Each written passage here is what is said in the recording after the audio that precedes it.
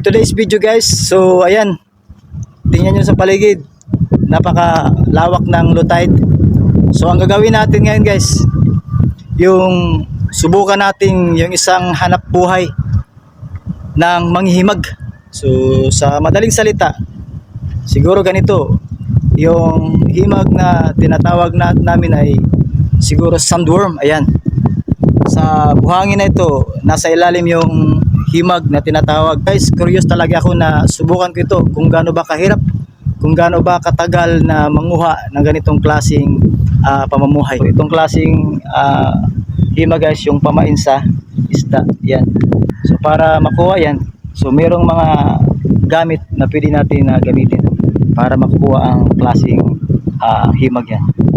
So ayan guys, ito ang ating gamit para sa himag. Ayan. Ito ang gagamitin guys, pang buhos upang ang yung himag ay siyang lalabas sa kanyang lungga sa ilalim ng buhangin. So ito naman guys ang gagamitin para po ito sa himag, yung malanghap na niya, ma-smell na niya ang baho ng ang tahop na pids nito, kasi tahop pids to. Ayan, pag nalanghap na niya, lumabas yung klaseng himag at saka kagatin na niya guys. So ayan guys, napakainit ng sikat ng araw, so wala tayong magagawa. Susubukan ko lang gawin ang klaseng hanap buhay na ito. So ayan, dapat kasi siyang buhusan guys para magsilabasan ang mga himag. At magantay lang tayo guys, kasi maya maya magsilabasan ang mga yan.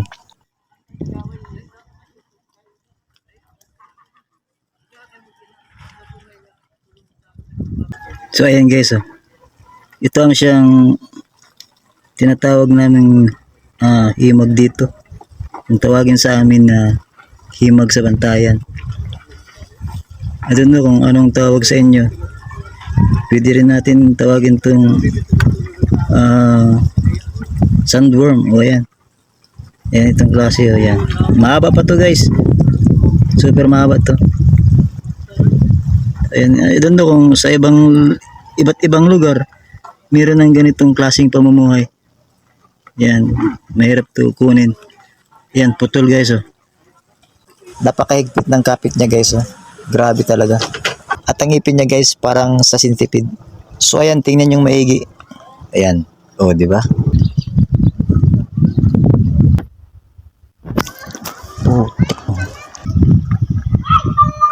Ayan guys, oh, lumabas siya oh. Oops, galing pero wala kang takas sa akin ngayon.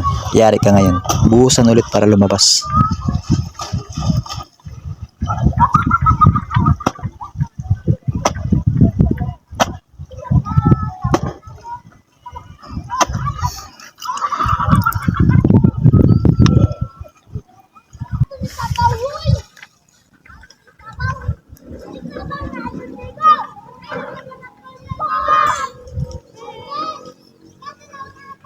Partida guys, isang kamay lang ang gamit ko dito kasi gusto kong makunan ng malapitan ang klaseng himag na ito.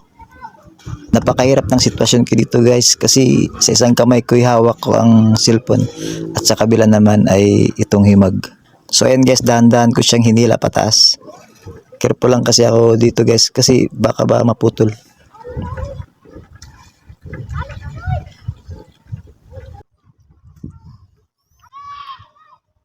So yan guys, napakahaba na niya. Ang posisyon ko dito yung nakatayo na. Napakahirap pala ng hanap buhay na ito guys, kasi mahigit 2 oras na akong nagbilad sa araw. Akala ko yung makakuha ko ng marami. Yan pala ang kuha ko ay napakaliit lang.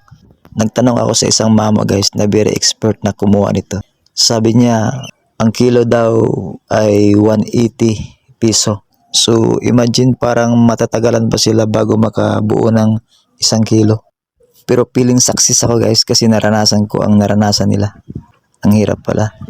Mainit na ang balat likod ko dahil sa sikat ng araw. At saka nauuhaw na rin ako. Ayan, napakahaba guys. So bali, kagagat siya dito guys sa piraso na clothes na to. And then, ayan, atakin mo rin pataas. Hindi siya basta-basta, paglakasan mo ng kunti guys, talagang maputol siya. So ayun guys, ang paraan niya sa gamitin niya, ang paraan niya para kumagat yung ngipin niya. So ayan, ko pag lakasan mo ng kunti, pataas hila, talagang maputol siya guys, kasi sensitive kasi ito siya. Manipis siya at saka yung parang mahumok. Ba't na ng Tagalog? Mahumok. I don't know na anong kung saan mahumok guys.